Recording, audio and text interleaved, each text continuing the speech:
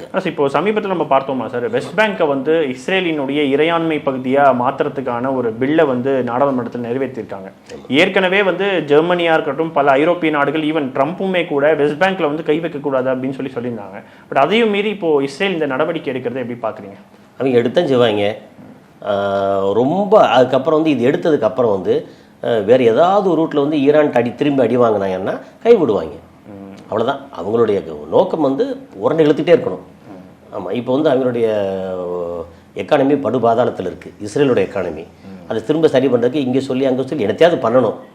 அப்போ இங்கேருந்து வந்து இந்த வளமும் அவங்களுக்கு கிடைக்கும்ல. காசா வந்து அவங்க கைப்பற்றிட்டாங்கன்னா, மொத்தத்துக்கு கையில் எடுத்துட்டாங்கன்னா, அங்கே இருக்கிற வந்து ஆஃப்ஷோரில் கிடைக்கக்கூடிய அந்த பெட்ரோலியம் ப்ராடக்ட்டு எல்லாமே வந்து இவங்களுக்கு பெரிய பலம். அதுக்காக பண்ணுறாங்க. அதனால் வந்து இவங்க பண்ணிகிட்டே தான் இருப்பாங்க. அவள் என்ன எதிர்ப்பு வந்தாலும் அப்படி பார்த்தா வந்து ஐநா சபையிலேருந்து எவ்வளோ எதிர்ப்பு வந்துச்சு. ஆனால் இந்த வெஸ்ட் பேங்குக்கு மட்டும் சார், குறிப்பாக வந்து கத்தார், சவுதி அரேபியா இவங்க எல்லாருமே வந்து கண்டனம் தெரிவிச்சாங்கன்னும் பொழுது வேறு என்ன காரணமாக இருக்கும் சார்? வெஸ்ட் பேங்க்ல வந்து கை வைக்கக்கூடாதுன்றத ரொம்ப தெளிவாக இருக்காங்க இவங்க எல்லாருமே. அப்படி கை வச்சா என்ன நடக்கும் சார்? கை வச்சா ஒன்றும் நடக்காது. ஏற்கனவே கை வச்சு உள்ளே அடிச்சிட்டு இருக்காங்க, அப்புறம் மீள் குடியேற்றம் உள்ள குடியேற்றிட்டு இருக்காங்க, ஒன்றும் நடக்காது.